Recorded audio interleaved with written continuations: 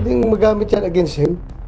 Lalong-lalo na, under oath siya, di ba? Nagsalita siya doon. So, depende na sa kanya, how is he going to defend himself. Dalawa kami, tatawag sa'yo, na i-clear namin yung si Navarro. Tumawag siya, tapos ako tumawag rin ako sa'yo na i-clear si Navarro.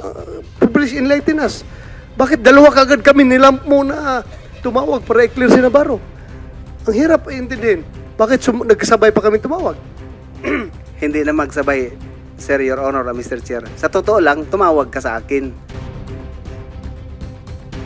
Aminado si Senator Ronald Bato de la Rosa na pwedeng magamit sa korte ang mga pahayag ni dating Pangulong Rodrigo Duterte sa pagdinig ng Senado sa War on Drugs. Sa kabila nito, hindi umano natatakot ang senador, lalo't hindi naman sakop ng International Court o ICC ang Pilipinas. Hindi raw natatakot si Senator Bato de la Rosa sa sinasabi ng ilan na pwedeng gamitin ng ICC ang mga lumabas sa pagdinig ng Senado sa War on Drugs. Pareho silang nadidiin ni na dating Pangulong Rodrigo Duterte at Senator Bongo sa aligasyon ng reward system at malawakang patayan noong Oplan Tokhang. Pero kung si Senator Bato ang tatanungin, game pa rin daw siyang umattend ulit sa susunod na hearing ng Senate Blue Ribbon Committee. Sa isang pahayag naman, sinabi ni dating Senator Antonio Trillanes na naipadala na umano sa ICC ang transcript ng hearing sa Senado at Quadcom Camera. Kasama raw sa mga transmit ang kopya ng pahayag ni Rodrigo Duterte nang umamin siya tungkol sa Davao Squad at paghihikayat sa mga suspect na manlaban. Sabi ni Trillanes, posible daw itong gamitin pag court trial na. Pero si Senator Bato de la Rosa, ayaw na daw siyang patulan. Yun nga lang, aminado rin si Senator Bato de la Rosa na pwedeng magamit laban kay Duterte ang mga naging pahayag niya sa pagdinig sa Senate hearing noong Lunes. Una nang sinabi na ilang mga eksperto na tila na hijack ni Duterte ang Senate hearing noong Lunes. Hindi raw kasi siya nagisa ng mga senador. Ayon naman kay Subcommittee Chairman Coco Pimentel, wala pa silang planong pabalikin si Duterte sa susunod na pagdinig. Nasa prioridad daw nilang padaluhin ang mga absent noong Lunes, kabilang sina dating PCSO General Manager Ruhina Garma at former NAPOLCOM Commissioner Idilberto Leonardo. Samantala, naniniwala si Bayan Muna Chairperson Nery Colmenares na matibay ang kaso ng International Court or ICC laban kay dating Pangulong Rodrigo Duterte. Hindi umano masusurpresa si Colmenares kung tapusin na ng ICC ang investigasyon nito at maglabas ng arrest warrant laban kay Duterte bago matapos ang taon. Senator, we heard former President Rodrigo Duterte ang sinabi niya yan. Si Bato de la Rosa, senador ngayon, he mentioned that dati kang miyembro ng death squad. So let me ask you this first. Were you ever a member of the Davao Death Squad? I have been hunting sino yung mga death squad na yan. Matagal ko na hinahanap yan. Every time may mamatay dito sa Davao o na sinasabing death squad ko noong bumaril, in live television, ay hinahamon ko sila. Kung magaling lang kayo pumatay ng walang kalaban-laban, andito ako. Gusto nyo ng barilan, ako ang targetin nyo, huwag yung mga tao na hindi makakalaban. Pero Senator, I think it's important to set the record straight, no? Here's President Duterte mouthing off, there was a Davao Death Squad, siya nagsabi nun. Sinabi niya mga mayayaman daw na mga civilian sa Davao. Number 3, yung mga dating commander ng police, yung mga hepe sa Davao, naging commander ng death squad. Binanggit kanya doon. So let's set the record straight. Based on Duterte's testimony of the existence of a Davao death squad, were you ever a member of the Davao death squad? No. No, never. Alam mo naman, Karen, na kasi kinakapitalize lang nyo doon sa statement na yun eh. Hindi ba nyo nakita later on na binabawi niya, na lumalabas na nagbibiro lang siya? Dapat the whole context of the statement should be taken, hindi yun lang ang sinabi niya. Very clear naman sinabi niya na bandang dulo, walang kuha niya mga pulis, ako yan. All right. So number one, you categorically deny that you were ever a part of a so-called Davao Death Squad. But number two, did you know of the existence of the Davao Death Squad?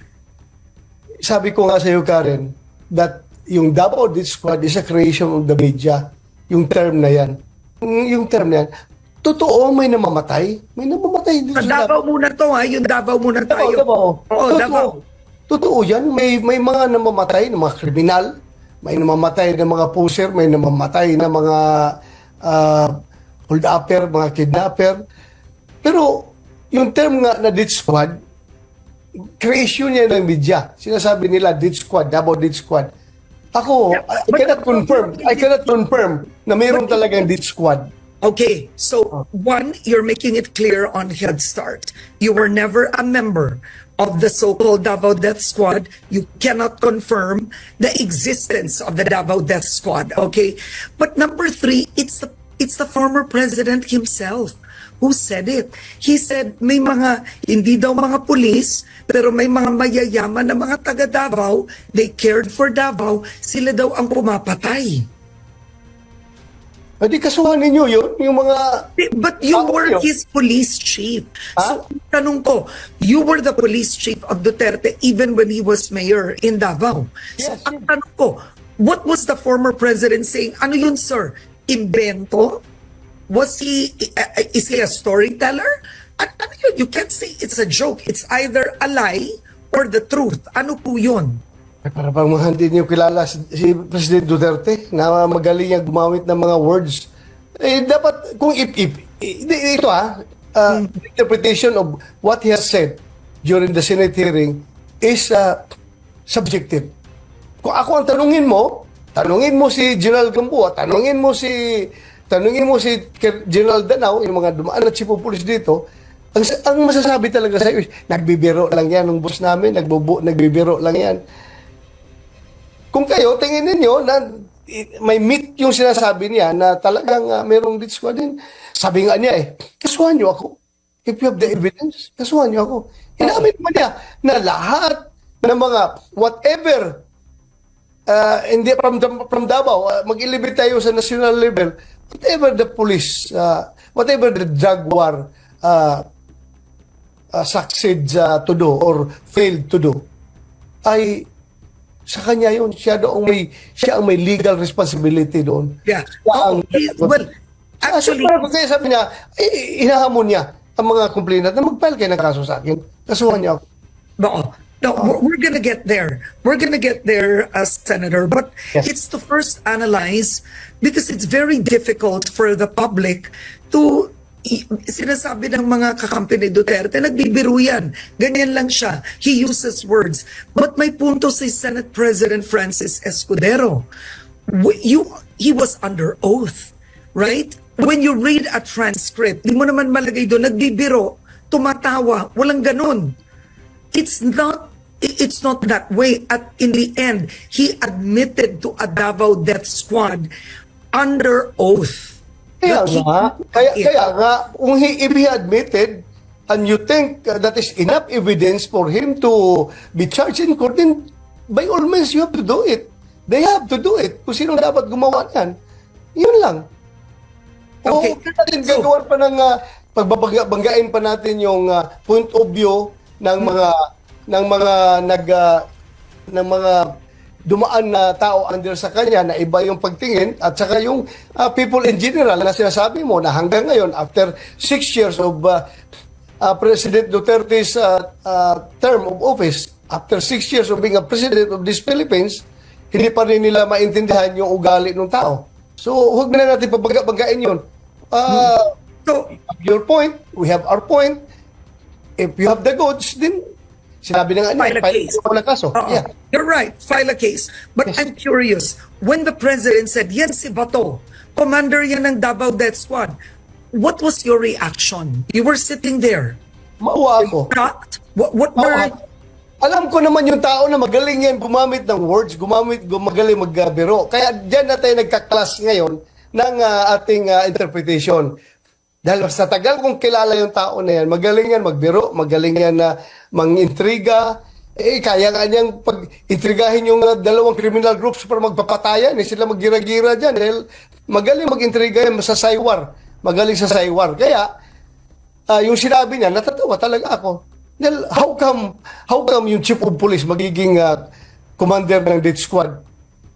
Paano react yun? Okay, At now let's ako Karen, ito lang, honest lang ko siya, magsabi ko sa iyo, never ako naging membro or naging leader ng death squad. And I just took the words of the former president very lightly. Tinatawanan ko pa nga dahil alam ko nagbibiro siya.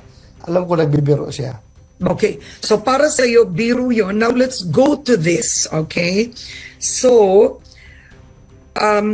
Attorney Shell Diokno had a powerful presentation in the Senate where he brought out, and I hope we show this, we'll talk about this in detail, the PNP command memo, that's the CMC, PNP CMC 16 dated 2016, and it was a circular that you signed, and this circular had two things that were quite different. Number one, this command circular used the word mag-neutralize at mag-negate ng suspected illegal drug personalities. Number two, ang utos ay gamitin ang drug list bilang basihan, right? To pursue suspected drug users. Okay, so why did you sign the PNP command circular with the words neutralize and negate when that doesn't exist in police training? Dumaan ka ba ng police training? At Definitely nasabi mo, not. hindi I agree mo with you. ginamit yan? Definitely not. Definitely not.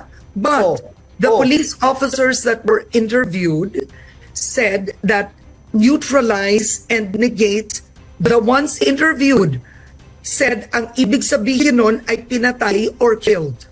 Sino nagsabi? Sige, sino nagsabi? Based on the interviews. O sino nag-interview? Sino yung interview na yan? Para Well, he did present it. But let's go already. So what for you is neutralize and negate? Una, klaruhin ko ha, may police na interview na nagsabi. Sino yon? Alam ko si General Lasso, yung PDEA, nagsabi doon sa House of Representatives sa Quadcom. Ngayon, dito naman sa Senado, in-interview yung ilang CPNP na present doon at dating mga chief of police ng Davao City, tinanong, anong meaning na neutralize? Magkaiba yung kanilang definition. Ano bang ibig sabihin para sa inyo nung pinirmahan nyo ang circular na yan? Kasi it's your signature on the circular. Yes, What Karen. did it mean to you? What did it mean? Kung tingnan mo yun, nakakapagod kasi, sige explain, no? Nakakapagod. But go ahead. In-explain ko na yan doon sa Senate hearing, di ba? Sinabihan ko si Diokno, ito yung Google meaning ng term na neutralization at ito yung meaning, yung definition ng neutralization based doon sa PNP operational procedure manual. Ito, sinabi ko sa kanya, yung neutralization that includes that rendering the suspect unable to commit further crimes by conducting operations against him or magpasurinderin mo siya, hulihin mo, kasuhan mo, ikulong mo para hindi na makapag-commit ng further crimes. At kung lumaban and your life is under threat, talagang may mamamatay dyan. It's either you or yung suspect. So kung mamatay, kasama na yan doon sa term na neutralization. Hindi. Kasi ang gusto kasing palabasin ni Diokno na yung term na neutralization to suit their narrative. Alam mo na kung anong narrative lang gusto na. Puro patay. Gusto na pag sinabing neutralize, patay ka agad. To suit their narratives. But my God, why are you, Mr. Diokno, you are from outside of the PNP. Why do we let you hayaan namin kayo mag-interpret sa term na ginagamit namin na kami naman dito within the PNP ang gumagamit ng term na yan. At Karen, kung ang purpose yan is to kill, bakit hindi na lang ilagay sa memorandum circular to kill everyone? to kill, kill, kill. Bakit neutralize pag gamitin na term? Because ang neutralize, meaning hulihin mo o pasurindirin mo para hindi na sila makakommit ng further crimes. Hindi yung puro patay-patay na lang. Eh kung gusto ko palang patayin, bakit pa ako gagawa ng memorandum circular na mag-incriminate sa aking sarili? Ganun ba ako kagago? Do you think ganun ako katanga na gagawa ko ng memorandum circular na self-incriminating? Eh bakit pwede ko naman i-text yung mga tao na patayin nyo? O bulungan ko, patayin nyo para walang Okay. ebidensya. Bakit gagawa pa ako ng dokumento na magiging ebidensya para laban sa akin? Ganun ba katanga ang PNP? Okay, now, in the essence of fairness, all right, I'm going to read this. Technically, I don't know why this was not mentioned in the Senate, right? So technically, the term neutralize and negate has been included in the 2014 revised PNP manual of the Anti-Illegal Drugs Operations and Investigation. This was even before the time of former President Duterte. This was included during the time of then DILG Secretary Mar Rojas. So panahon pa po ito ng yumaong si Pangulong Noynoy Aquino, right? So Justice Carpio said the term neutralized and negation has been included already in the 2014 revised PNP manual. So when you became PNP chief, technically the words existed. Yan na yan, matagal na yan. Okay, now, the thing is, even in the circular in 2014, it was not specific what it meant, no? When you came in, nandun na yun. So, Justice Carpio said the manual or the circular is technically unconstitutional.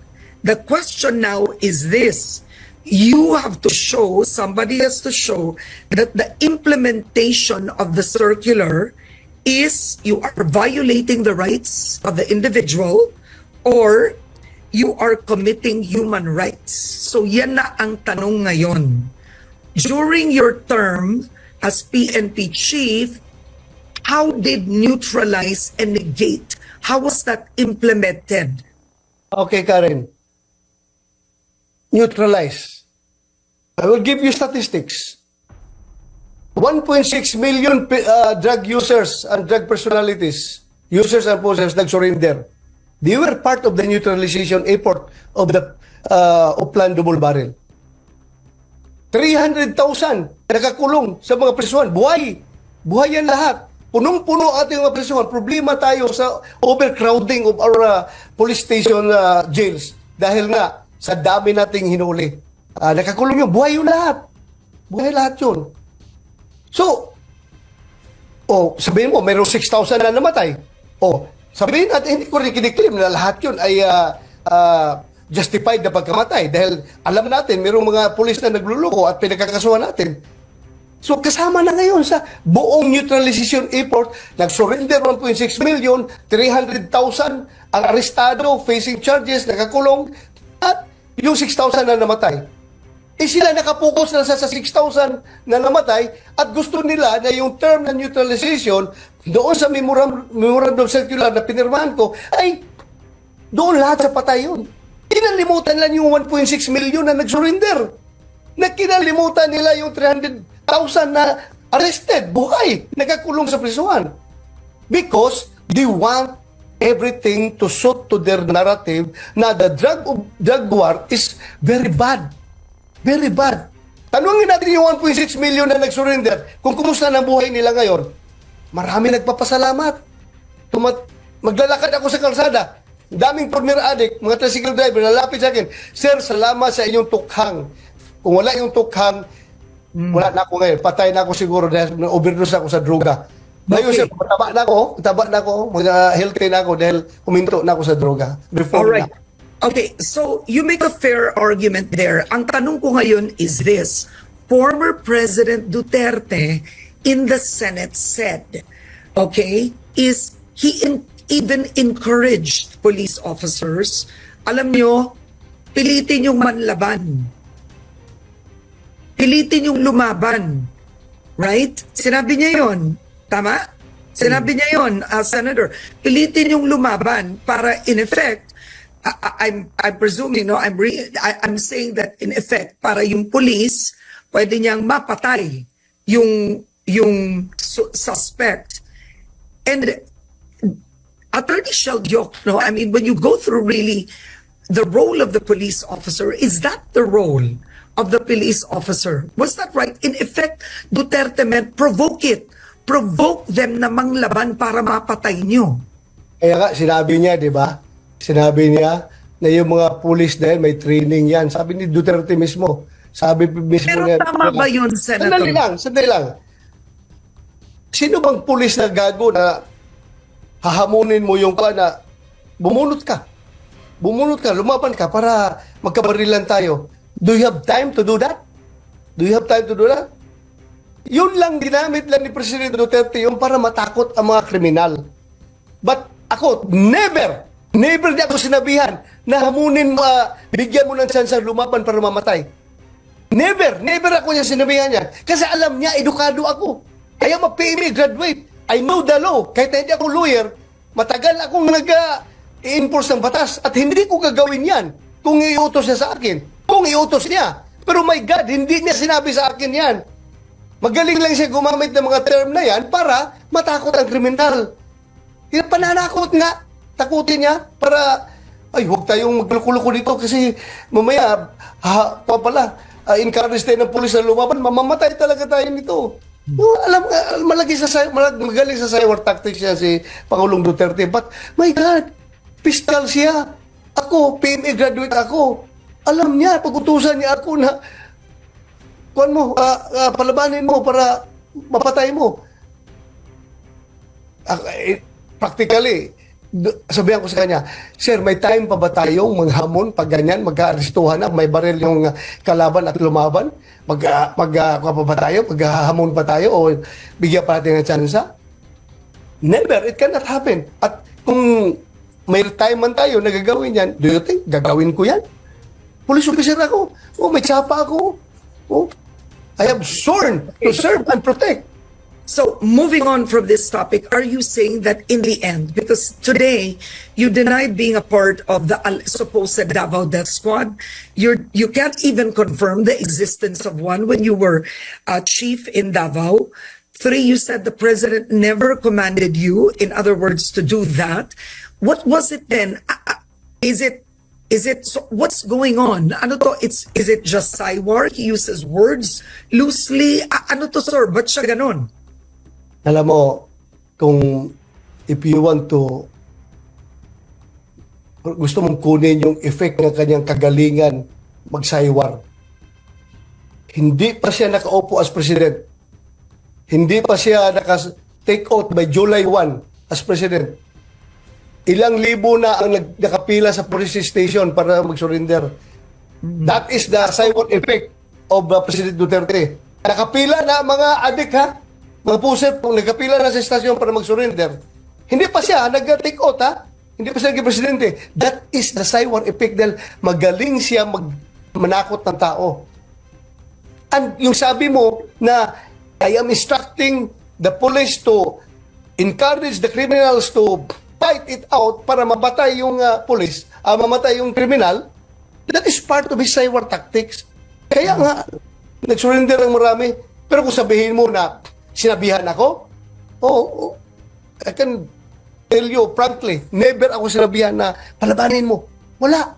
Sa kanya, sinasabi lang niya yan sa media para to spread the message, to send the message down the spine of these criminals na mamamatay kayo kapag lumaban kayo sa police. Yun ang ganyan. Message. Yeah, so we don't have enough time, but I wanted to ask you, Senator, you have 2 representatives from the Quadcom, Representative Abante and Representative Fernandez, who say that you and Senator Bongo should have inhibited. You should have inhibited, and they said this is a quote, both of you neither had the decency to inhibit yourselves. You acted as a senator suspect during the hearing. What is your reaction to that? Number 1, Karen, yung mga tao, hindi lang si Dan Fernandez, si Congressman Abante, yung mga tao na gustong mag-inhibit ako from the hearing, Yan yung mga tao na ayaw lumabas ang katotohanan. Ayaw lumabas ang katotohanan. Gusto nila na ma-perpetuate kung ano man yung mga lies na pinupropagate doon sa Quadcom ay hindi madibang pagdating dito sa parallel investigation na ginagawa ng Senado. Kasi sigurado ko, I am 100% sure, lahat ng mga nag-akusa sa akin dyan sa House of Representatives, sa Quadcom, pagdating dito sa Senado, I can easily debunk them because I know the truth. I don't have to prepare for any interpolation because I know the truth can come out naturally. Hindi ako mag-prepare, hindi ako kagaya nila ha, na mag-assign ng, ikaw, ito sabihin mo, ito yung i-confirm ito sinabi ni Garma na ganito. Kasi si Colonel Juan, ito rin ang i-confirm niya. Kasi lahat ng paragraph, may mga pangalan na ng pulis doon na nakasulat kung sinong mag-confirm nito dapat. So that is, yan ang halatang scripted. Kung desensi ang pag-uusapan natin, Karen, I think, mawala ako ng desensi kapag hindi ko ipaglaban ang katotohanan, kung hindi ko palabasin, kung ang pabahayaan ko na lang yung narrative ng mga convicted drug trafficker, yung taga-custom, yung drug lord na si Kero Espinosa, yung drug protector na si Mayor Mabilog na lumayas nung panahon ng war on drugs, at yung si Espinido na gumagawa ng mga kung ano-ano pinagsasabi niya sa Quad Committee. Kung hindi natin makounter yan, Karen, mawalan ako ng decency dahil hinayaan ko lang na ang publiko ay mamislead sa kasinungalingan. So that is decency for me. Kung gusto na ng decency, dapat sila rin magpaka-decente rin sila. Na huwag lang pilitin, huwag nilang influence yung mga resource person nila na magsinungaling because that is a crime. Subornation of perjury yan. You are a congressman and you are So you believe they're influencing? You believe they're influencing the resource persons to lie? But why would Colonel Garma? She was crying in the Quadcom, right? She told a story about a meeting before Duterte took office. She spoke of the reward system in detail. Ba't magsisinungaling yun, sir? Ay, tanungin mo si Garma. Tanungin mo si Garma. What would be her motivation to lie? Of course, she wouldn't be lying. That's what she would say. But why? Why? Nakita mo nung una, hindi niya inaamin, di ba? But later on, umamin siya at umiiyak pa. So, hindi ba halata na under duress yung tao na nagsasabi doon sa Quadcom? Bakit iiyak ka kung totoo yung sinasabi mo? Bakit parang naiihi ka na natatai ka habang sinasabi mo yung affidavit mo? So ang pananaw nyo, pinilit siyang magsinungaling? Well, you cannot you cannot remove that from me. Iba yung paningin mo, iba yung paningin ko. Oh, So, but will she be called in the Senate? yes. Okay, Tinawag ko kasi pero hindi sumipot eh. Invited siya, pero hindi siya sumipot. I don't know. Because what's troubling is, for example, Grijaldo, the police officer Grijaldo, in the Quadcom, sinabi niya, he confirmed a Garma statement of the reward money, right? He confirmed. Then when he reached the Senate, what was shocking was he had an affidavit, tas kinwento niya that Representative Abante and Representative Fernandez met with him, called him at sinabi, ito sabihin mo. Kaya nga, here comes an officer na hindi niya nasisikmura yung pangwawalang hiya sa pulis diyan sa Quadcom. Nagsabi siya na totoo. Kasi hindi niya makaya. He's standing up for the PNP and for the truth. Kaya siya, what's difficult now is these resource persons, frankly, for the ordinary Filipino, these resource persons are both under oath in the Quadcom and in the Senate. So in other words, these resource persons lie all the time. That's what I don't understand. They took an oath. They could be sued for perjury. Karen, klaruhin ko lang, did Colonel Grijaldo confirm yung Under statement oath. ni Garma? Under oath? Doon sa House? Yes, Sinabi niya? did. Oo. Sinabi niya na I Totoo asked yan, may Representative reward Abante. system. Sandali. Totoo ba sinabi niya na may reward system? He confirmed. niya? Yes. Kinonfirm niya? Yes, and then when he went to the Senate, may affidavit siyang dala. Baka, hindi ko alam kung di pa kayo dumating nun, sir. Diba, binasa niya, sinabi niya, pinilit daw siya na sabihin yun. So, saan ka maniwala? Sige, maniwala ka sa congressman o sa police na naiipit. Yun na, yun lang ang sa akin. Tingnan lang ninyo kung let's look at it objectively. Okay. Yung police pa magreklamo kung walang ginawang ganyan sa kanya, magawa-gawa. Sino siya para gumawa ng ganyan? Umiyak na nga yung tao dahil very powerful yung magkakalaban niya sa ginawa niyang salaysay. Ilang congressman niya lahat magagalit sa kanya dahil pinalabas niya ngayon na yung ginagawa ng Quadcom na investigasyon walang kredibilidad dahil doon sa ginagawa sa kanya. So, maglakas loob kaya yung pulis niya kung hindi katotohanan yung sinasabi niya. Okay. All right. Now, Senator, I want to thank you for being on Head Start today, but I think we need to close. We don't have enough time, but what would you want to say before we go, sir, quickly? Maybe there's going to be another hearing, right? So there's going to be another hearing. You won't inhibit. What are you expecting in the next hearing? I hope na lahat ng mga inibitahan natin ay dadalo. Otherwise, kung hindi sila dadalo, ayaw nilang ma-debunk yung kanilang mga kasinungalingan na ginawa nila doon sa Quadcom. Ayun lang sa akin. Ayun lang sa akin. Habol ko lang naman dito sa katotohanan. Hindi ko kailangan ng papaboran nila ako. Basta papabor sila sa katotohanan. Ayun lang sa akin, Karen. Mahirap yung mabubuhay tayo sa kasinungalingan. Ako, sabi ko nga, maliit pa ako. Yan palagi nasa isip ko yung nanay ko. Sabi ng nanay ko, every lie that you say, magkakaroon ng dot yung puso mo. Gusto mo ba na sa dami ng lie na sinasabi mo, mapupuno ng dots at maging itim yung puso mo? So, hindi ko talaga makalimutan yung pangalan sa akin So, ng nanay. my last question, how will you let Garma appear? That would make a difference. She's under the custody of the House of Representatives, di ba? Dahil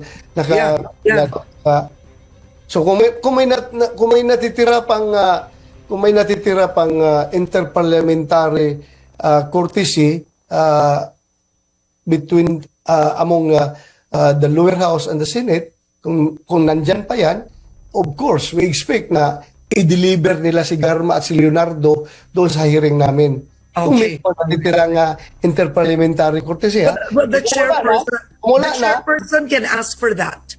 The chairperson, right? So is it Senator Coco Pimentel? He can ask. Yeah. All right. Okay. So on that note, thank you so much for joining me today. Senator Ronald Bato de la Rosa. Thank you, sir. Well, Mr. Chair, no, as a final word, I hope and I imagine that the Department of Justice is watching dahil ang daming admissions ng dating presidente involving criminal acts. Salamat kaayo, kasaysayan na lang po maghuhusga. Salamat kaayo, Mr. Chair. Thank you, Senator Mr. Ontiveros. Chair. Yes, go ahead, Mr. President. Nagtataka ako hanggang ngayon ang Justice Department hindi pa nag-file ng kaso hanggang ngayon.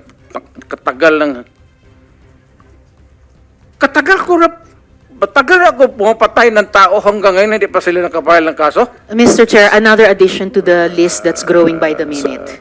Okay, for the record, Mr. President. wala na tayo Mr. President, for the record, kasi may nagtanong din sa akin Huwag na tayo magdrama dito. Tapusin na natin itong istorya na ito dito sa Pilipinas.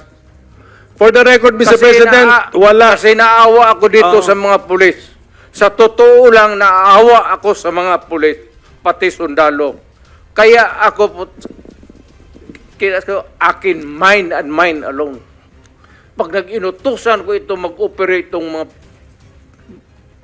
buang na ito, kung ano mangyari, akin yan. I'm emotional because I've been longing to state this particular sentiment. Protektado ko yan sila. Basta in the fulfillment of duty, Mr. Senator, yan sila, naging chief of police yan. protektado ko ang pulis pag nagtrabaho in the fulfillment of duty.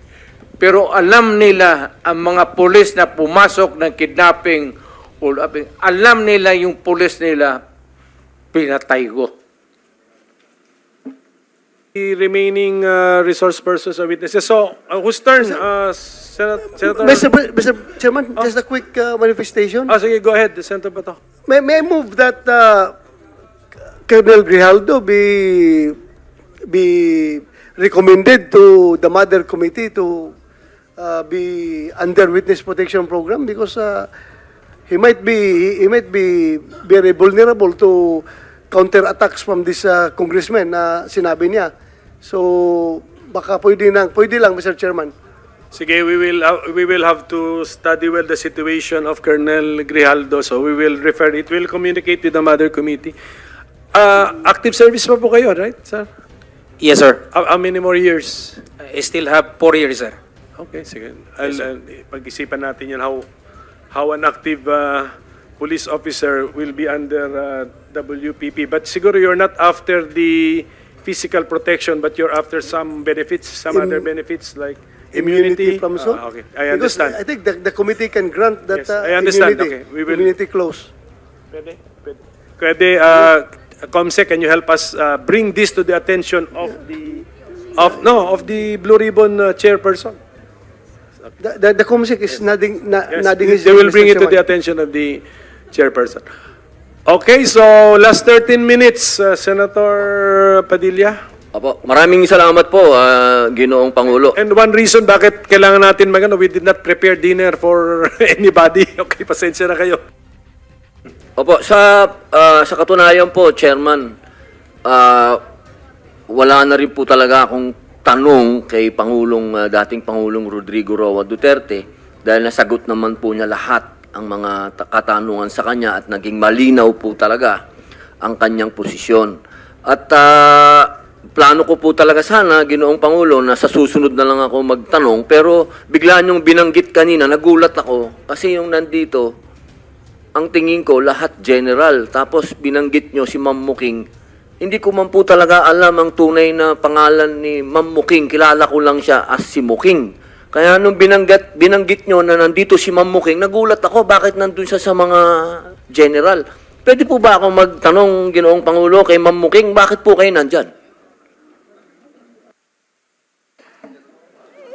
Good evening po, Mr. Chair, at the rest po ng mga senators and other resource speakers. Nadawit po yung pangalan ko, Mr. Chair, dahil doon sa naging affidavit po ni Colonel Regina Garma. Na ano po? Na... Sabi niya po doon sa first affidavit na parang tumawag daw po ako sa kanya to ask for the number of Colonel Leonardo. And doon din po sa kanyang supplemental affidavit, sinabi niya po na meron daw po siyang kinukuha sa akin na pera as support daw po para sa kapulisan. Ito po yung binabanggit kanina ni dating Pangulong Rodrigo Roa Duterte na kayo po ang nagbibigay na panggasolina? Parang ganun po.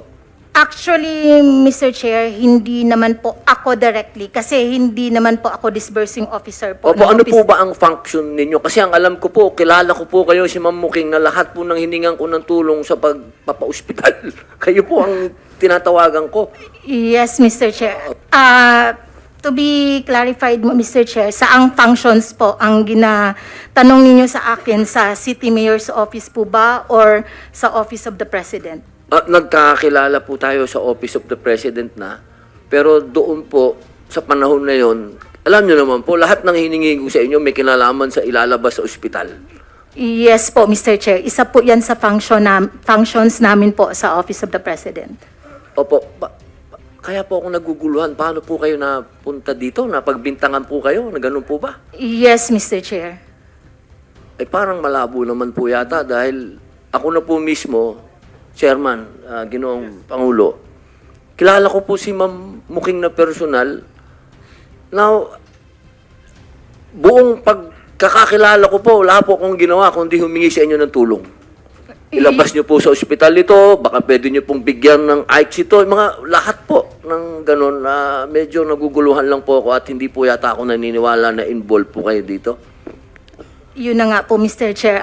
It is an opportunity po na patawag din po ako dito at para lang din po malaman po ng karamihan na ang trabaho ko po sa Office of the President is purely administrative matters po and clerical works. At the same time po, mechanical jobs po, Mr. Chair. Okay po. Yun lang po, nilinaw ko lang po kasi pasensya na po kayo, naguluhan lang po ako ba't kayo nandito. Yun lang po, maraming salamat po, Ginoong Pangulo. I-reserve ko na lang po yung mga tanong ko sa susunod na meeting na lang po. Kasi si Muking, who is Miss Ermina Espino, was invited lalo na kung andito si Colonel Garma para ma-confront natin siya. Even the past PNP chiefs, inibita natin yun kasi nandun sa chart ni Colonel Garma na yung central figure, Colonel Leonardo, was briefing the PNP chiefs. Ay, andito na rin naman kayo. So can we get kunin ko na reaction ninyo? What can you say about that? Although wala dito yung hindi inulit dito ni Garma man o hindi naman kinonfirm ni Leonardo, but andito na rin kayo. Can we get your were you given copies of the chart?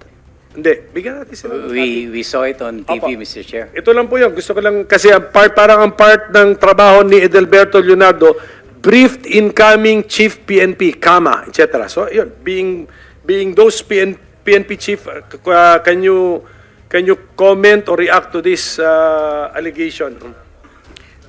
Yes, thank you very much, Mr. Chair. I became the officer in charge of the PNP starting October 14 up to January 19. On January 20, I was appointed as full-time chief PNP. Of course, I would not deny that I know Colonel Garma, Colonel Leonardo, being assigned in Davao and being a resident of Davao. And I had my high school and law school in Davao. But we cannot imagine them putting the chief PNP into the graph. I mean, a 4-star or even a 3-star general taking orders from a lieutenant colonel. Hindi naman order, sir, but a briefing on the drug situation. Not even, Okay, because so, we rely extensively on the knowledge that the PNP has. We have a specific directorate taking care of that, which is the Directorate for Intelligence.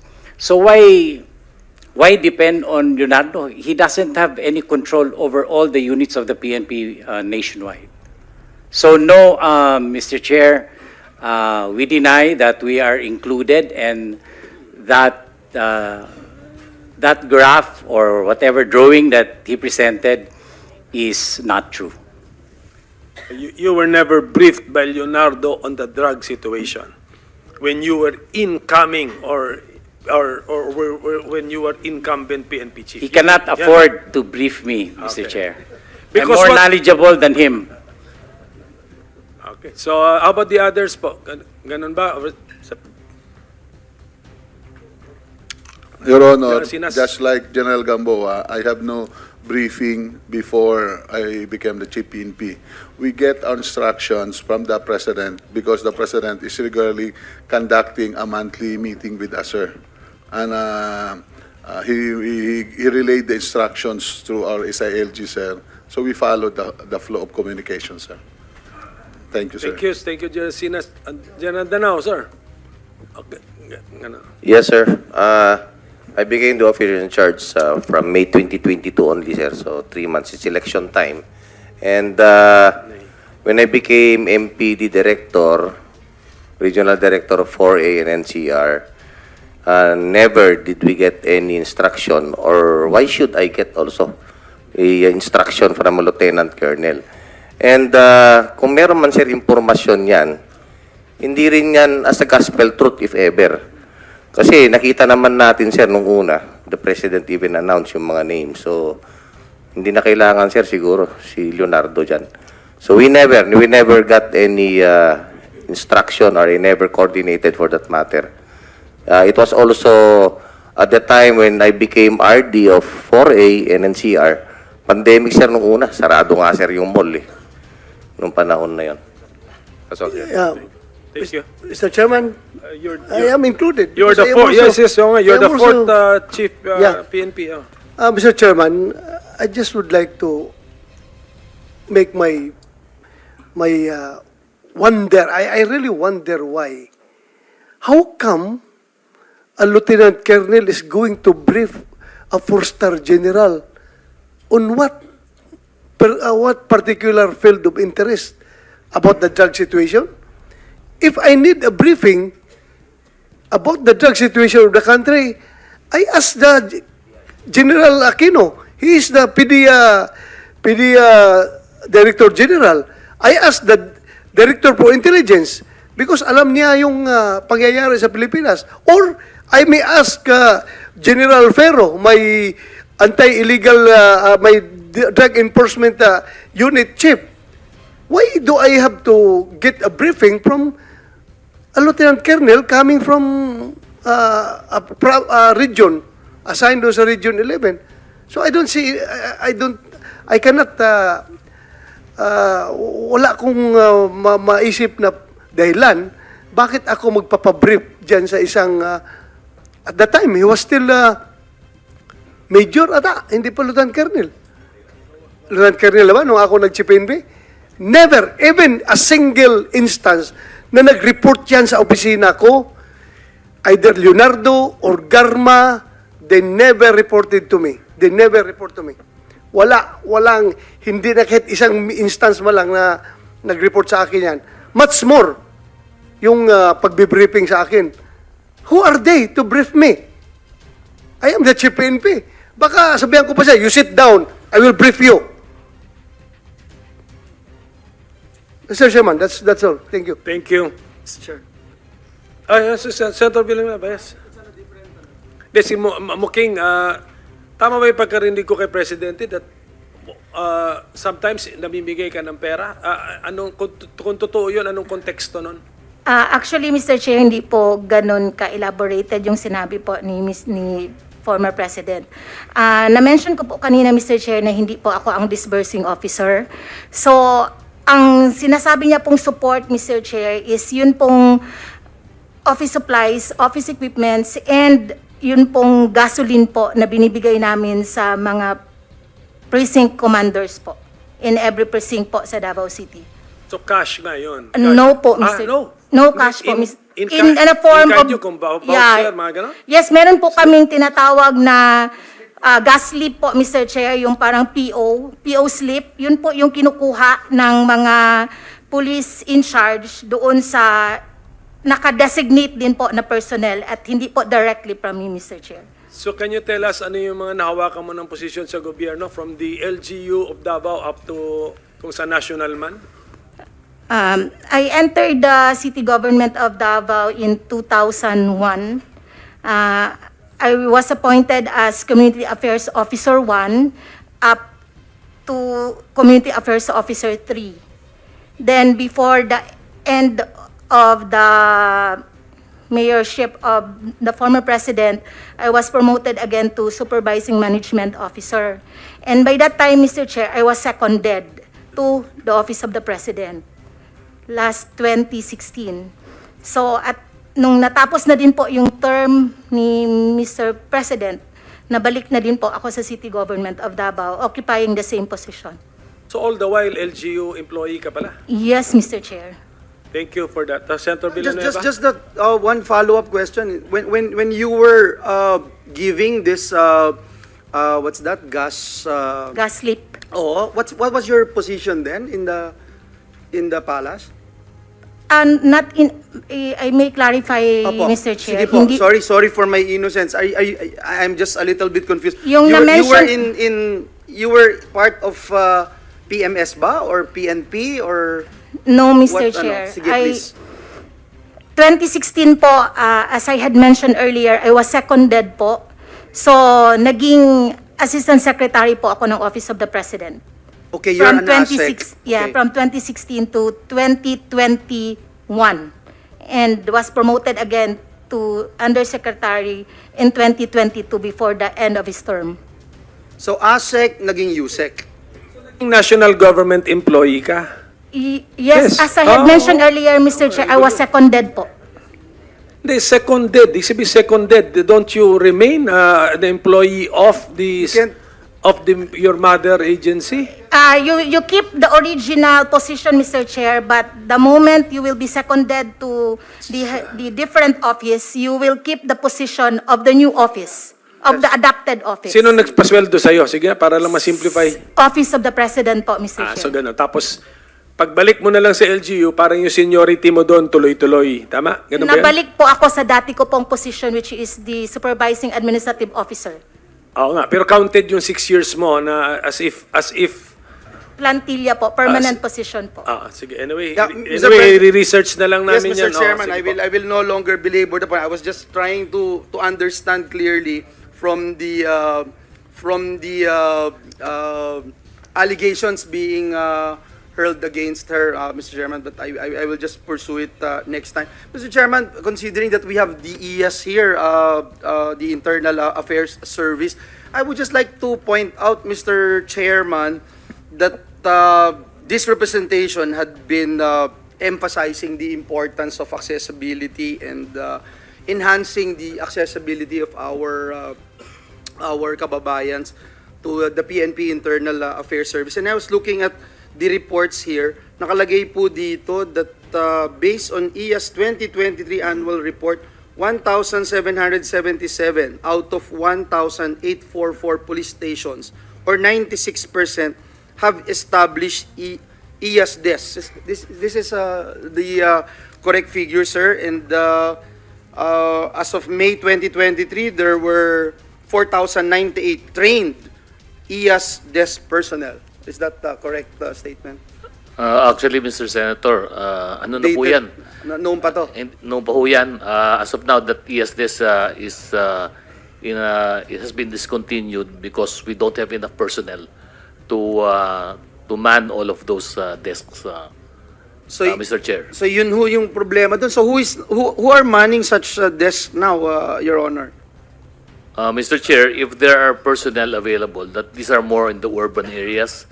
In the suburban and rural areas, we don't have enough personnel. So in the urban areas, we do have a few remaining, but majority... So to date po, sir, I'm sorry, to date, how many EAS desks po in public spaces have been established or operating for that I will get the exact figure, Sige, Mr. Chair. Kahit next time na lang. And one last thing, Mr. Chairman, no, nakita ko lang kasi and I cannot just ignore the fact that the EAS reported a 100% case resolution rate in 2022, attributing the same to the implementation of the Case Management Information System, which has revolutionized the way internal investigations are conducted. Mr. Chairman, while this is a commendable feat, I wanted to know sana, Mr. Chairman, what does the term case resolution mean? Suspension of officers po ba? O cases have been filed against erring officers? From the EAS resolution po ba, may mga actions that are implemented or taken against erring officers? Ano yung reparations na I suppose were made to the relatives of the victims, if any, Mr. Chair? Please. Mr. Chair, the 100% case resolution refers to the timeline within which all of the administrative cases should be resolved. Dahil po ito ay summary hearing. So target yun, no? Targets po yun. Ano? So within a certain period or within a certain timeline, we should be resolving all of these cases from the start up to the end, which is the time when we render a resolution for elevation to the Chief PNP. Because our decisions in EAS is only recommendatory, Mr. Chair. Sir, one last po. If has there been any instance where a police was found guilty by the court but the EAS found differently in its internal investigation, or vice versa? I can recall, but this will be more anecdotal because I don't have the files with me, Mr. Okay Chair. lang po. But we do have cases where In fact, it's the other way around. We have exonerated them, but the court found them guilty. Okay. So, Thank you, we have Mr. those Chairman. situations, Mr. Chair. Thank you for that clarification. Thank you, Mr. Chair. Colonel Grijaldo, kayo ba'y nag-oath kanina? Nag-oath sir. kayo kanina sa Yes, start? sir. Opo, sir. Kasi itong sabi ni Congressman Abante, there's no truth to your accusations daw. Anyway, so I'm sure ready ka naman sigurong panindigan yung sinabi mo. Ha? Yes, sir. I will, sir. Sige. Okay, Saka Mr. Chairman, si Colonel Espinido nandito rin. Baka pwede rin natin siyang tanungin kung may experience din siyang ganun. siguro naman, Colonel Espinido, gusto mo sagutin yung tanong? Kasi I'm sure kung meron ka sigurong ganun, Sasabihin. i-volunteer mo You na will also information. volunteer. Kayo ba'y na-pressure kung ano man yung sinabi mo sa Quadcom, itinuro ba sa iyo yun? Ayun ang sabihin mo? O wala? Wala, sir. Wala naman, Hindi, hindi. Personal ko, sir. Personal knowledge yan. So, sa... gamay lang. Sige. Senator Bato, you want to interject something? Before Senator Bongo, just a quick Yes, go ahead, go ahead, Senator Mr. Chair. I would like to reserve my question to Colonel Espinedo in the next hearing. Pag andito na si Kerwin Espinosa at si Ronnie Dayan, Mr. Chair. That's all. Yes, sir. Thank you. Mabalik ka next hearing, ha? Thank you. Thank you, Mr. Chair. Ang next hearing, we will have to set the schedule pa. So ngayon, wala pa tayong fixed schedule. Babalik po kayo lahat, pero except siguro mga PNP chiefs, unless you want to confront, unless panindigan ngayon yung chart, ano namin kayo, tawagin namin ulit kayo. Sige. Mr. Chair, kapag andyan kasi sila, Mr. Chair, hindi aalis si President Duterte. Gustong-gusto sila Kaya kasi sila palagi tinuturo. Nandito sila, nandito. Kaya hindi na natin ibitahin to sila uli para mabilis umalis si President Duterte. Thank you, Mr. Chair. Actually, si General Kakuy naman, you're the listed ni Senator Bongo Pero Senator Bongo is now recognized. Yes, please. Salamat, Mr. Chair. Nabanggit na tanong na rin po ninyo kanina kay Colonel Espinido, no? May few questions lang po. You prepared an affidavit, no? And submitted it to the Quadcom. Ikaw ba mismo ang nag-prepare nito? Ang nag-draft, Your Honor, Mr. Chair, ako. Tapos, pinapaprint ko na lang sa pro bono na bugad na counsel ko, si Attorney Fernandez. At nabanggit mo sa affidavit mo na ang Pogo money po ang ginagamit sa war on drugs. Tama ba ito? According to late Mayor Navarro, Your Honor, Mr. Chair. But personal knowledge, I have... So, hearsay po ito. Hearsay. Yes, Mr. Chair. Kailan at hindi pa uso yung Pogo nung panahon yun? Hindi pa nga natin alam yun eh. Hindi natin narinig. At kailan at anong taon ito nangyari, Colonel Espinido? For me, Your Honor, Mr. Chair, I've heard the Pogo, 2007 pa siguro nga may illegal gambling na. No? Pero sa what I've said, mention ni late Mayor Navarro, right after na kung matandaan mo, Mr. Chair, Your Honor, na nagtawag ka na cleared na si Navarro kasi nagpunta siya sa inyo na parang nagsasabi siya na hinanap ko siya, target ko siya, when in fact ako ang chief of police at the time sa Uzamis. Wala akong pakialam sa Clarin. So, focus ako sa Uzamis. But then, dumating din yung punto na parang nagpakialam ako sa ibang lugar na hindi naman totoo. So, ang pagpunta niya doon sa office ko, kausapin ako na inutusan mo raw na para maklear talaga siya, hindi na siya matakot sa akin, na since isa din, Your Honor, Mr. Chair, na tawagan ko naman lang, sabihan ko naman lang siya na ikaw kasali, or tinakot ba? So, mag-clear siya para magkausap kami na welcome man siya magpunta sa Uzamis, wala man siyang problema din. So, yun ang pag-usap namin at the time. So, base sa, matagal na yun, ano? Base Yes. sa assessment mo, okay na siya, cleared na siya. Yun ang nag-usap kayo. Hindi ko rin alam, Your Honor, Mr. Chair, kasi wala man akong list na paano din i-clear siya kung sakali nasali din siya. So, ang ang katanungan natin dito is sa recollection mo, sa maalala mo, no? Yung sinabi mo, tinawagan kita to clear dito kay Mayor Navarro. Hindi ko na nga maalala, mga leader din natin yun doon sa Mindanao. Ang tanong ko lang naman sa iyo, Spini, bakit kailangan siyang magpa-clear sa iyo nung panahong yon? Yun din ang naano ko, Your Honor, Mr. Chair, kasama ko nga yung deputy ko, na bakit magpunta siya para sabihin hindi siya matakot sa akin kasi ang pag-alam niya isali ko siya sa list daw. Yon ang pag-intindi ko na magpunta siya. Kaya pinapunta siya from your end na hindi ako kasali sa watch list.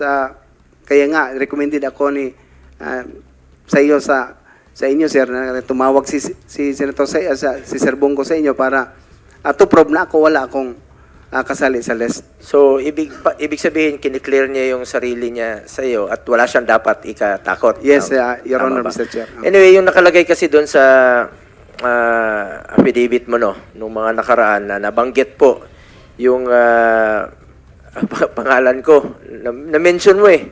Yes. May nagtanong sa iyo doon. Kaya gusto ko lang po i-klaro. Narinig mo naman po kanina. Wala naman tayong partisipasyon dyan sa war on drugs.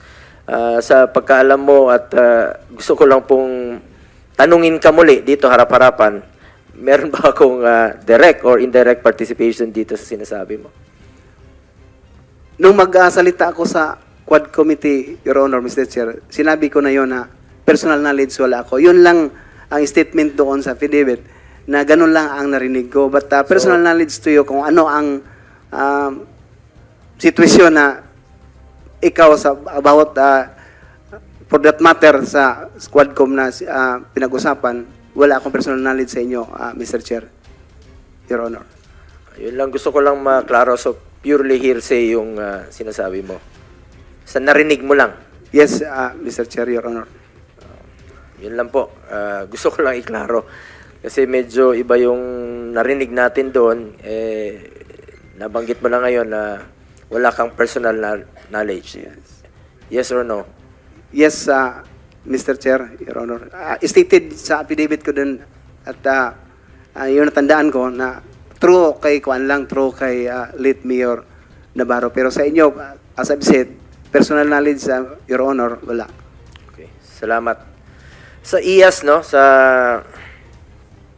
kay bagong IAS natin. Dito pa ba? Si Attorney Dulay, dati po siyang USEC, no, from alam niyo nung mga unang taon ng pamumuno ni dating Pangulong Duterte, galit na galit siya dito sa Ninja Cups. Dahil armado po ito, bagamat dinoble na natin yung sweldo ng mga pulis noong 2018, effective 2018, para magtrabaho talaga sila. Nandiyan dyan pa rin yung mga tinatawag na Ninja Cups. Ano na hubang status sa mga kaso nila? Ilan na hubang naparusahan? Dahil maalala ko noon, naging usapan yan dito sa Senado. Nagkaroon po ng hearing for ilang linggo po, no? Or buwan. Umabot po ng buwan ang hearing yan dito sa Senado. At kung matatandaan natin, naimbestigahan ito sa naimbestigahan po ito sa Senado noong 2019 kasi ito nga yung rason na galit si PRRD sa Ninja Cups. Dinoble na niya ang sweldo, nagloloko pa rin, pumapatay. Deadly po itong mga Ninja Cups. Involved po sa sindikato, involved po sa droga. Sabi nga ni Pangulong Duterte noon, wala siyang inutos pumatay ng inosente. Galit siya at gusto niyang, sinabi niya kanina, wala siyang inutos pumatay ng inosente, galit siya at ang gusto niyang tugisin ay ang itong mga Ninja Cups na ito. Kaya ako tinatanong ito dahil kumakalat po sa SOCMED, no, sa social media, ang splice video where I was quoted that I said a reward system on war on drugs. Hindi po war on drugs yun. Kung papanoorin niyo po ang full video, hindi ko po tinutukoy ang reward system sa war on drugs dito. tungkol yan sa pagtugis sa Ninja Cups. It was after a Senate investigation on Ninja Cups wherein the Senate and PRRD were reconciling the list of alleged Ninja Cups. Yun ang tinutukoy ko doon. I was merely quoting the former president in his desire to arrest and put an end to these Ninja Cups since I was asked by the media kung anong sinasabi po ni PRD noon. Lahat naman ng media, paglabas ko rito, anong sinabi ni Pangulong Duterte at sinasabi ko naman, I am not authorized to speak in his behalf. No? Hindi ko naman pwedeng sagutin yan dahil senador na po ako noong 2019. At patuloy pa rin sila nagtatanong, kaya na-quote ko lang po si dating Pangulong Duterte. Usapin po ang tinutukoy sa interview sa akin noong 2019 ay ang pagtugis po ng mga Ninja Cups na nang-abuso sa kanilang kapangyarihan, pumapatay at nakikipagsabuatan sa mga drug lords. Yun po ang tinutukoy ko sa interview based sa binanggit ni Pangulong Rodrigo Duterte noon. Tinatakot niya po ang Ninja Cups at kung pakikinggan niyo po muli ang sinabi niya at sinabi ko, inulit ko lang po yung tinanong sa akin ng media sa Senado. Hindi po ito tungkol at wala po itong kinalaman sa walang basihang paratang ngayon na di umano'y reward system kapalit ang buhay ng sinuman noong panahon ng war on drugs ng Duterte administration. Tulad din naman po ng sinabi ni PRD noon sa kapulisan, gampanan po nila ang kanilang tungkulin, proteksyonan ng buhay at kapakanan ng mga inosente sa paraang naayon po sa batas. This also goes to show that PRRD did not tolerate any abuse of power from the police. His statement somehow prevented abuses to happen by stating a stern warning that anyone who goes beyond his duty will be punished. His strong stance against criminality out of pure love for the country is why he is loved by many. Banggit po kanina ni Senator Bato, iba po yung pantakot intimidation. Mr. Chair, wala pong lugar ang mga abusadong law enforcers sa Administrasyong Duterte. Dahil ang dating Pangulo pa mismo, galit na galit talaga siya at dito sa mga tinaguriang Ninja Cups. Kaya po, gusto ko nating marinig sa IAS kung ano na ho ba ang nangyari dito sa mga Ninja Cups, sa mga tiwaling pulis na nang-abuso ng kanilang kapangyarihan, pumapatay at nakipagsabuatan po sa drug lords. Kumusta na po ang mga kaso nila? Meron na bang na-dismiss? At hingi lang po kami ng update ng komite. Mr. Chair, yung pong sa Ninja Cups, sa akin pong pagkaalala, ito po ay resolution lang po ito bago po ako nag-assume ng aking opisina. Hindi ko lang po hawak ngayon, Mr. Chair, yung details po noong kaso na yun. Ngunit ako po ay handang magsabit po sa committee na to nung update po doon sa mga kaso po na yun. Sige po, pwedeng paki-submit na lang po sa komite. Opo, Mr. Chair. Sa ngayon ba, meron pang mga Ninja Cups? Hindi ko po masasabing Ninja Cups po, pero tuloy naman po ang pagtugis po namin doon po sa IAS, lalo po doon sa mga nai-involve po natin mga kapulisan, doon sa mga may pagputok po, paggamit ng baril, pag may namatay po. Tuloy-tuloy naman po yung aming pag-imbestiga po sa mga motu proprio cases po natin, Mr. Chair. Salamat, Attorney Dulay. Balikan ko lang po si Colonel Espinido. Colonel Espinido, to clarify, no, sinabi mo na tumawag ako to clear Mayor Navarro. I merely relate to you for you to do your job regarding his implication to drugs. Ganun naman nun. Daming mga mayors na lumalapit sa amin. Hindi ko na po mapangalanan. Maraming lumalapit na mga incumbent mayors na nababalita raw yung pangalan nila sa droga. So hindi naman po ako ang validating, hindi ko naman po trabaho 'yan. So pinapasa ko po sa inyo to validate. Hindi lang po sa inyo, even sa DILG kay Secretary Anyo noon, even sa ating mga Chief PNP pag may lumalapit na mga mayors, not only sa Mindanao, even in Luzon, medyo naawa na nga kami dahil nagmamakaawa na gusto niya i-clear yung sarili niya. Pero hindi, sabi namin, hindi po dito sa amin, hindi po kay Presidente. Meron pong ahensya niyan, ang DILG, ang PNP, ang PIDEA, to validate. So, ni-refer ko lang po ito siguro sa inyo. Isa po sa mga na-refer ko po sa inyo. I did not tell you to clear him. Wala naman po akong alam o mandato o katungkulan dyan sa pag-clear. Kayo pong nakakaalam. Trabaho nyo po yan bilang police dun sa area ninyo. Tama ba, Colonel Espinido? Yes, Your Honor, Mr. Chair. That's why I understand for that reason, pinapaintindi ko siya nang pumunta siya sa akin na ganun, wala akong alam kasi dito lang ako sa Uzamis at saka hindi ko din papil yung magsali sa kung ano ang validation sa watch list. So talagang inano ko sa kanya, hindi ko kasali or alam kung ano ang record mo, Mayor. Pero ang sa kanya to clarify also na baka may intention ako or may alam ako sa pangalan niya. So that's only the way ng pag-uusap namin, Your Honor, Mr. Chair. So, klaro po.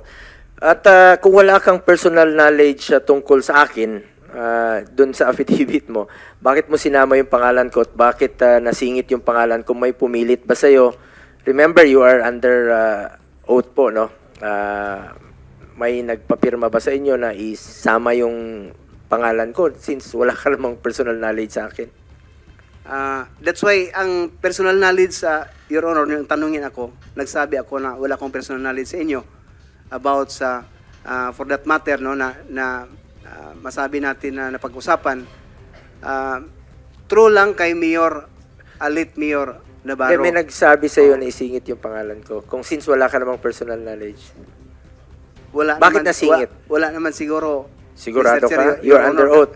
Kasi sa affidavit, although marami-rami yon ang paragraph. Meron bang na- nagpahabol sa iyo na isingit yung pangalan ko?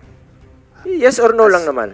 Wala naman, Your Honor, Mr. Chair. Sigurado ka? Yes, Yun talagang ginawa mo na affidavit, original affidavit? yun naman ang original sa akin na, Your Honor, Mr. Chair, yung ginawa ko. Kasi nagpunta ako doon para pag-testify, nagawa na ako ng affidavit ko. Pero wala kang personal knowledge naman tungkol sa akin. I attest to that, Your Honor, kasi number one, kilala kita. Pagkatapos sa tanong naman doon sa Quadcom, sinabi ko din na I have no personal knowledge about sa sinabi na ni late Mayor Navarro. Bakit mo sinama yung pangalan ko sa affidavit? I'm just only relating for the message, the word came from Mayor na pinupunta ko dito. Pagkatapos stated man doon na, Your Honor, Mr. Chair, bakit nasali, no? Nag-explain siya na pinapunta ako ni Sir Bong para maklear ang pangalan ko. In fact, mayroon nga ako ngayon, ang dala ko ngayon yung sa Lasto ba? Basta ganun sa illegal gambling ang hinawakan niya. Siya ang kasi na pag-usapan yon, Your Honor, Mr. Chair. Kasi ako lang ang hipi ng Miss Oak na hindi tumatanggap ng yung sa gambling, no, yung may monthly na ibinigay. So nagtanong siya bakit hindi ako magtanggap. Alam mo naman yun ang binigay ngayon. Hindi ko lang yun na Lasto. Basta parang inano na ngayon, Your Honor, Mr. Chair. So yun ang pag-usapan na ang pakay niya, di na ma-inform ako na pinahintulutan naman, legal naman yung sa gambling na ibinigay sa mga polis. Turo sa inyo ang sabi ni Sir Bongo. So yun lang, parang nag-relate lang ako sa napakinggan ko siya at the time na nagawa ko ng affidavit. Your Honor, Mr. Chair. So you're putting on record you included here in your affidavit? Yes, at saka sinagot ko din sa mga member ng Quadcom, Your Honor, Mr. Chair, na ganun lang, napakinggan ko lang yung kay Mayor Navarro. So purely hearsay. Para nga makasunod din po kami, anong affidavit po yan? Anong date? Anong Meron silang niya? affidavit na initial. Wala ka ring hawak na Wala affidavit? akong, Can you ano yung affidavit mo? Anong date? Yung pinag-uusapan ninyo ni Senator Bongo? Ano? Wala ka ring kopya dala ngayon, sir? Nasubmit Wala? ko. Sige, okay. Just inform us Yes. sa next hearing. Yes. Sige. Yeah, Mr. Chair, with the permission of Senator Bongo, just a quick interdict. Senator Bongo, just short lang, short. Kung Colonel Espinido, if alam mo palang hearsay, pulis ka, di ba? Pulis ka, wala kang personal knowledge. Alam mo naman yan eh. Now, kung wala kang personal knowledge, dapat hindi mo sasabihin. Anong motive mo? Bakit sinama mo doon sa pinabit mo ang pangalan ni Senator Bungo? Narinig mo lang naman kaya. Tapos wala kang personal knowledge. Anong purpose mo doon? Bakit mo sinabit yung pangalan niya? Can I answer? Yeah, go ahead, go ahead. Your Honor, Mr. Chair, what did the Quadcom committee happen is to legislate aid of legislation. So that is not really the proper court that we file a case, and I must have probable cause to refer to the court that indeed person was also involved in that illegal or whatsoever. So yung sinabi ko lang dyan as aid of legislation to give them an information na yun ang nangyari talaga. No? In aid of legislation, tapos manira ka ng reputasyon ng tao na wala ka naman palang personal knowledge. Sabihin mo doon, anong in aid of legislation na makukuha doon ng Congress? In aid of persecution ang ginagawa mo dahil sinira mo yung puri ng isang tao na wala ka naman palang personal knowledge. Ito, madagdag ko lang with the permission of Senator Bungo. 2:34 ng oras doon sa Quadcom hearing, sinabi mo, a third hearing, Senator De La Rosa and Senator Bongo called him to clear David Navarro of Clarin, Misamis Occidental, who was then included in the drug list. Mayor Navarro was funding the reward system through STL. Dalawa kami tatawag sa'yo na i-clear namin yung si Navarro. Tumawag siya, tapos ako tumawag rin ako sa'yo na i-clear si Navarro. Please enlighten us. Bakit dalawa kagad kami nilamp mo na tumawag para i-clear si Navarro? Ang hirap intindihin. Bakit nagkasabay pa kami tumawag? Hindi na magsabay, Sir, Your Honor, Mr. Chair. Sa totoo lang, tumawag ka sa akin. No, una si Sir Bong, nagsabi na wag mo nang galawin si Mayor Navarro kasi wala cleared na siya. Pagkatapos, nagsasabi naman akong totoo, Your Honor, Mr. Chair. At saka pangalawa, ikaw na... Hindi ko sinasabi na nagsinungaling ka. Ang motive lang tinatanong ko. Hindi ko sinasabi na nagsinungaling ka. I may not remember that instance na tumawag ako sa'yo. Kung ikaw, vividly remembered mo, ako, hindi ko ma-remember. Pero, nagtataka lang ako kasi kung cleared si Navarro, sinabi ni Bungo, sinabi ko, hindi ko talaga but anyway, I will tanungin lang kita sa next hearing pag andyan na si Kerwin Espinosa at si Ronnie Dayan. Thank you, Senator Bungo, for allowing me to interject. Salamat, Senator Bato. Senator Go, are you about to wind up? You have sir, 1 minute to go. Okay lang? Perjurious kasi yung sinabi niya sa affidavit. You are claiming a fact, but you admitted you have no personal knowledge. Wala namang nakalagay dito na hearsay, meaning you lied in your affidavit, Colonel Espinido. Mag-subscribe at i-click ang notification bell para sa mga susunod na video updates. Maraming salamat po.